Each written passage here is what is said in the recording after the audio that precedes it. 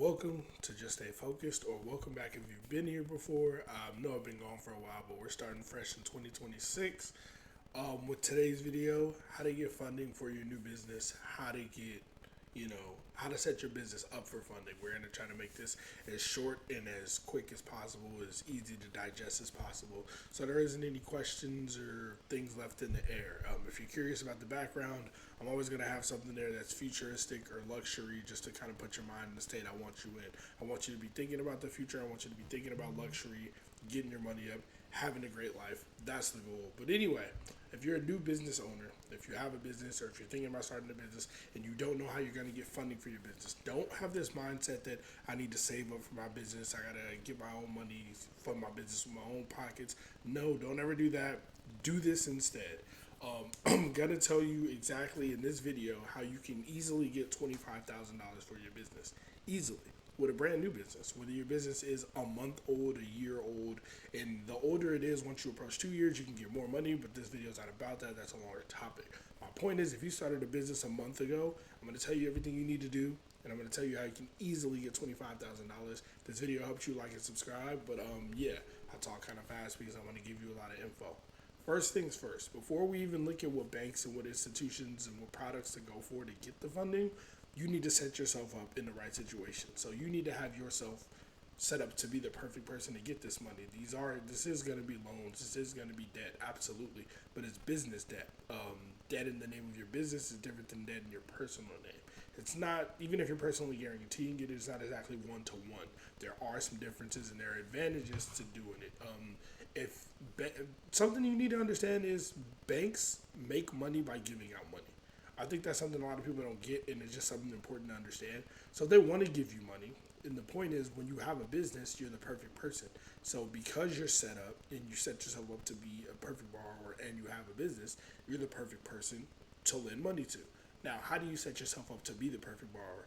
Well, first of all, unless you already have a business that's already set up and been going for a couple of years, you got all your paperwork, your tax returns, your documents, and you got a little revenue.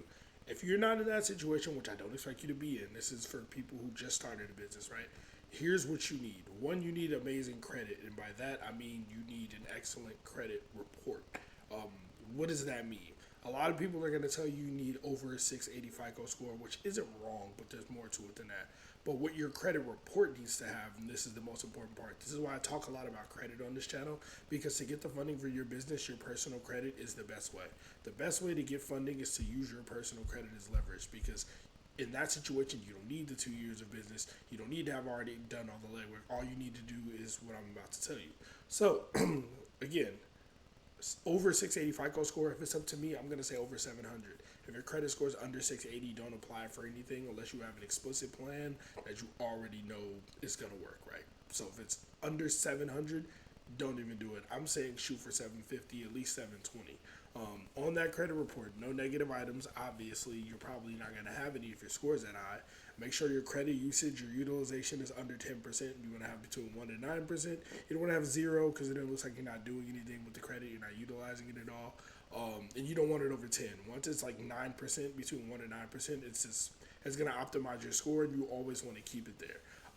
You want to have close to 10 primary accounts on your account. That's not the biggest deal in the world, but they want to see that you can handle having some debt.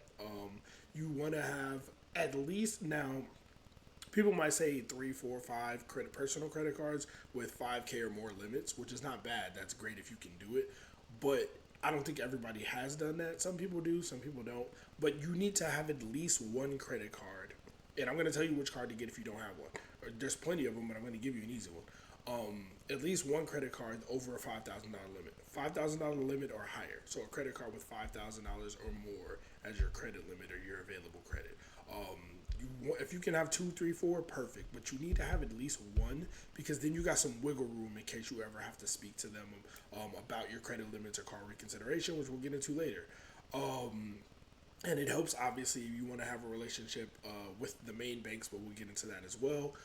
You need to have an account. Here's how you get past the 2-year thing for your business, right? Your business is having 2 years and tax returns. The way you get past that is having an account on your credit report that's over 2 years old. If you don't have an account on your credit report that's 2 years or more old, It's very easy to get one. If you haven't had a credit card or a loan, student loans count, car loans count, credit cards count, all of that counts. So most people have an account that's 2 years or more old, whether you know it or not. And if you don't, rent, rent report. Report your rent. There are plenty of ways to report your rent. Rent reporters, Rental Karma. There was one, Credit Rent Boost. There's a lot of different websites. Just look up report my rent or report rent to my credit, because almost, if not all of these reporting agencies will backdate 2 years. So you can just say, hey, I pay rent. I've been paying rent for however long I've been paying rent. And then you pay. You're gonna have to pay for the service. It's gonna probably be like $40 initially, and then like $5 a month. The $40 or $50, whatever it is gonna be the backdated 2 years. So yes, this is gonna cost money, but hey, it costs money to make money. Don't complain about spending $50. I've already told you how to make 100. I will update the 0 to 100 method soon. So report rent. Now you got over 2 years of on-time payments on your credit report. That helps. You want to have no new accounts in the last 3 to 6 months. Meaning you haven't opened up any credit cards or loans in the last 3 months, 3 to 6 months. 3 months can work, but 6 months is optimal. You want it to be 6 months or more, and you want to have no new inquiries in the last 3 to 6 months. Really, inquiries is not a big deal. But if you haven't applied for anything, you won't have fresh inquiries, right? So that's basically how you want your credit report to look when you're deciding, okay, I'm going to try to go for funding. That's what you want it to look like. Now, another thing you want to do before you go for funding at these institutions, you want to make sure you have a relationship with these institutions. So if I say you're going to go to Chase and get a card, make sure before you do that, you have a Chase account already. So, and speaking of Chase, if you don't have a credit card that's over $5,000 or $5,000 or more, I should say. If you don't have a personal credit card, because they're going to look at your personal credit to qualify you for the business funding, right?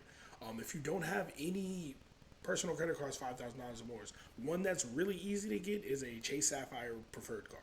That card is really easy to get. You can get that card with a mid 600s credit score. Just have 2 years of on-time payments. I mean, if you have no negatives, no derogatories, if your score is 700, you're guaranteed to get that card. But also, if you can get into Navy Federal, and you can get into Navy Federal, if you know somebody with an access code, if you have a family member that was in the military, even if you have a grandparent who was in the military but passed away, so they can't prove whether or not they're in the military, you can still get into Navy Federal. So that's another institution.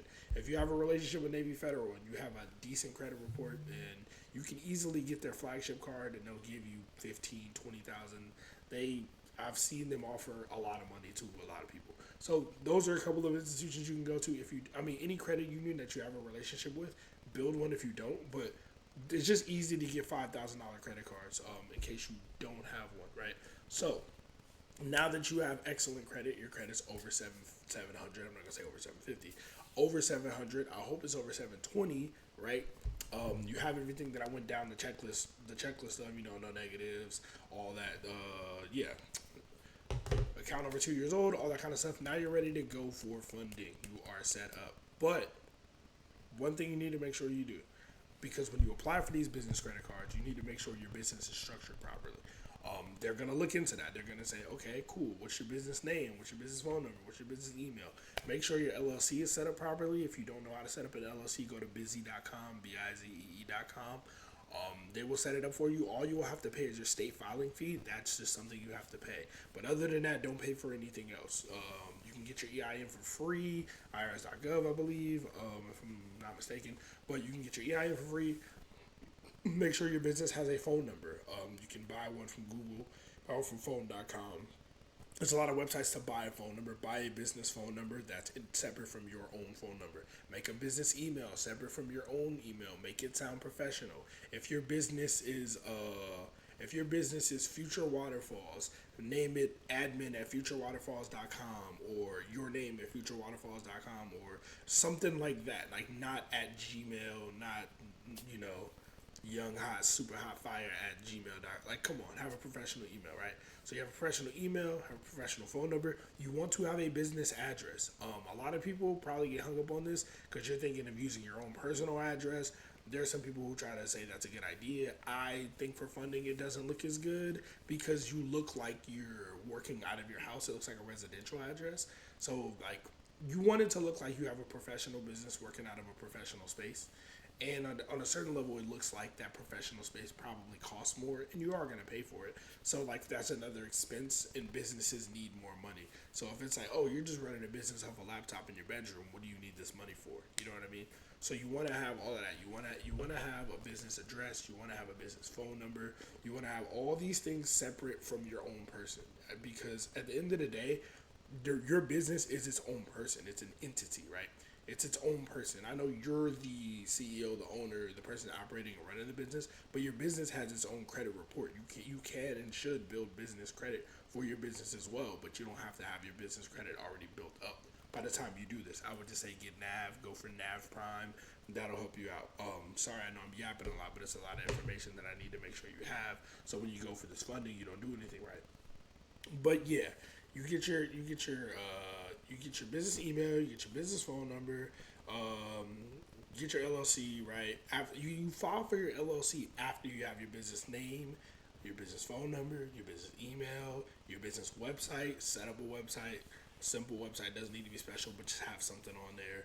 If you have social media pages, that helps as well. Yeah, you can get your LLC from Busy. You can get your EIN from the IRS.gov, like I already said. Get an operating agreement. Not super important right now, but you can get an operating agreement. You can do a rocketlawyer.com and do a free trial and get one on there. Very easy to do.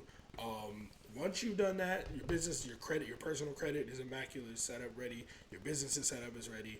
Now we go for funding. And before, like I was saying, before you go for funding, I would hope plan this out in advance. Have relationships with these institutions if you can, and I'll talk about them individually.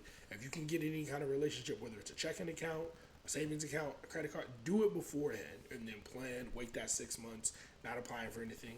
Now we get into which institutions do you go for, right? So the first institution I'm going to talk to you about, and I'm only going to talk briefly about these because it's more important that you know the process and who to go to, is Chase, right? Chase, Chase business credit cards. You can go for something like the Chase Inc. Unlimited. You know what I mean? Something like that, very simple. Or Inc. Business Cash. One of these, very very simple. They're easy cards to get. And here's the thing: once you have if you, let's say you got the Chase Sapphire Preferred already from Chase, right?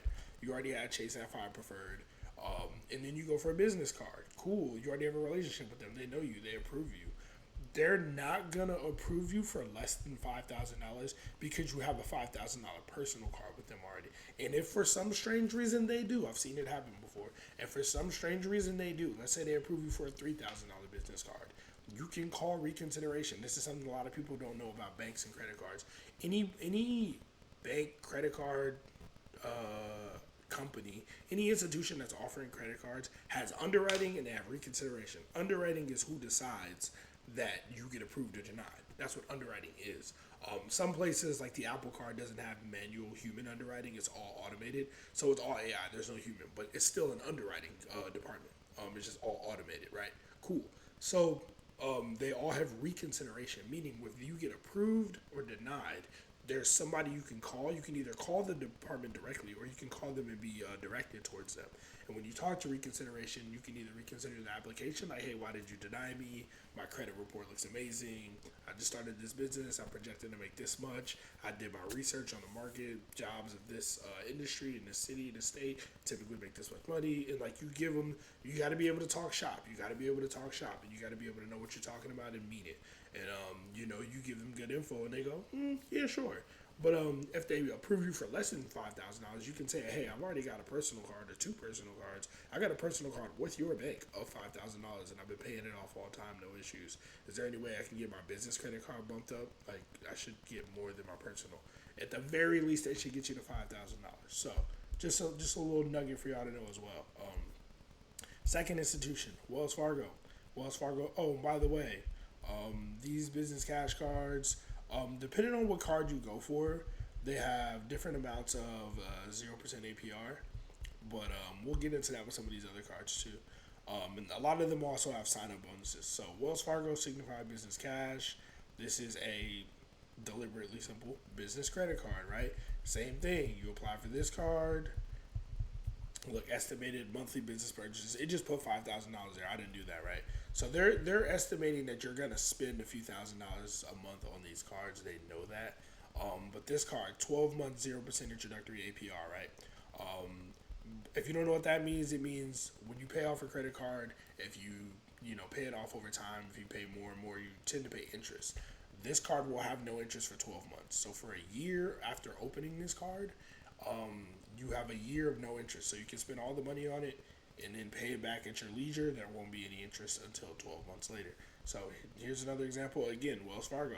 Have a relationship with them. Make a checking account with them before you apply for this card. Have a savings account. Have a relationship. The next one, I gotta refresh this session. But American Express, Blue Business Cash. Now, American Express is an institution you want to have a relationship with beforehand. But by that, I mean get a personal credit card with American Express as soon as you can. Get a personal card with them first. Like, as soon as you get a 700 credit score, your credit's looking good, I would try to get an American Express business or personal credit card. Once you do, they will never hard pull your credit again. And even if you don't have a relationship with them yet, you can still get one. Like, you can still get. They even pre-qualify for all their cards. You get pre-approved for all their cards, which is cool. But even if you get this card, even if you didn't have a prior relationship, you can still get it. It'll still work. But it's just if you have a relationship with them, they only pull your credit once. Hard pull your credit. So just something else good to know. Again, 12 months, 0% APR. All these cards, well, we'll get to the one that doesn't. But most of these cards have 0% APR. That's why I'm showing them to you. But I also want to show you $25,000 because you should. There's a very high chance. There's almost no reason to get less than $5,000 on each of these cards. Next card, American Express. You can do business advantage customized cash, and unlimited cash, shower rewards. I'm familiar with the business advantage customized cash card. This was the card I got when I, like, 3 weeks after I started my LLC. This was the business credit card I got. I initially got denied. I had to call reconsideration, and I talked to them, and they approved me for $5,000. So, yeah. This is on a card I can personally vouch for, as well as the Chasing Unlimited card. There's a couple of cards on here that, like, I'm telling you out of actual experience and actual knowledge, not just like, hey, I like this card, go get this one. It's like, no, I actually lived it, and I wouldn't want to just steer people the wrong way, right? Forgive me for a second. I'm trying to prove what I'm saying. Here's the Bank of America card right here. So, I'm not just bullshitting and talking out of my ass. I got a Chase card in here somewhere too, but I got a lot of credit cards, so it will take me a while to find it. But anyway, yeah, you can also go for this card. And then the last card is the Navy Federal Go Biz Rewards card. The thing with Navy Federal, this card does not offer a intro APR. This is obviously my least favorite out of these 5 cards. There's a reason I picked it that I'm going to get into. But, yeah, there's no intro APR, and it's Navy Federal. Everybody doesn't have Navy Federal. Now, pretty much everybody can get into Navy Federal if you know what you're doing. But everybody doesn't just have Navy Fed, and everybody doesn't, this card doesn't come with a intro APR. But if you were to get this card too, same thing applies, especially if you got the Navy Federal, if you already got the Navy Federal flagship card. Also, this card will be likely to give you a higher limit than maybe the other cards, because if you got the Navy Federal flagship card, you probably got it with like $10, $15, $20,000. So there's no reason that this card wouldn't be able to give you, 10, 15, maybe $20,000. So the other reason that I chose these cards, specifically these 5, right? And this is assuming that American Express pulls your credit. All 5 of these cards will pull from your Experian credit report. All 5 of them. That's just what it is. I mean, there's always some degree of slight variance, but 90% of the time, 95% of the time, my experience, all of these are going to pull Experian. Navy Federal for personal credit pulls TransUnion, but for business they pull Experian. Now, why do you want them to pull your Experian credit report? Why does this even matter? If you're not familiar with that, then watch some of my credit videos. I'll get more into that in some other videos, because this video is already getting long with some other time. But the reason you care about which credit bureau is because you don't want it to pull all 3 of them. Meaning, when I apply for a card, they pull my Experian credit report. It's not reflected on my TransUnion or my Equifax until the card starts reporting, and that's probably, depending on the date, that's probably not going to happen for a few weeks or 2 or 3 weeks or whatever, unless you did it right before the first and the card reports on the first. So anyway, also with Experian, with business credit cards, they don't report to your personal credit. So because of that, when you get inquiries for business credit cards, that inquiry is not tied to anything on your personal credit report. Therefore, that inquiry doesn't need to be there, and you can get it removed. And the thing with that is, Experian is the easiest credit bureau to remove inquiries. You can do it in a day. I've done it in 12 hours. But you can do it in 24 hours. So you can apply for one of these cards. Sometimes they make you wait a week. They send you a paper, and then, in the mail, hey, give us a week to consider it, and then they approve you, right? Sometimes they approve you instantly. But if you gotta wait, all right, well, you're still waiting. You're in limbo. And then after you get approved, you call Experian, get that inquiry off your credit report, apply for the next one. And you can get all 5 of these cards within a week, 2 weeks, 3 weeks, a month. Or you can go from $0 to $25,000 at minimum for your business, to have funding for your business, and then get the ball rolling. Now, I'm not saying 25,000 is the maximum. I'm saying that's the minimum. I'm not saying that's like the ceiling you should strive for. I'm saying at the bare minimum, you can get $25,000 for your business. You should be able to get $25,000 for your business. It is not that difficult. Again, I'm gonna go into more detail in all this. I'm still working on building what I'm calling Stay Focused University. It's gonna be a course of all this information. I know everybody doesn't love courses, but it's a lot of really good information like this. They're tangible steps where I just show you, hey, do this, do this, do this, do this. Walk you through everything on how to do it. As somebody who has a business, who's gotten funding, who's gotten business credit cards. Who's better to tell you than somebody who's literally done it and did it in 2025? So anyway, this video is already long as it is. Like and subscribe to stay focused. Follow me on Instagram as well. Just stay focused net. Stay tuned, man. We're getting back to the content. We're getting back to it. We're locking in for 2026. This is the year we're going for the goal, and I want to see you guys win, and I want to win myself. So y'all have fun. Stay safe.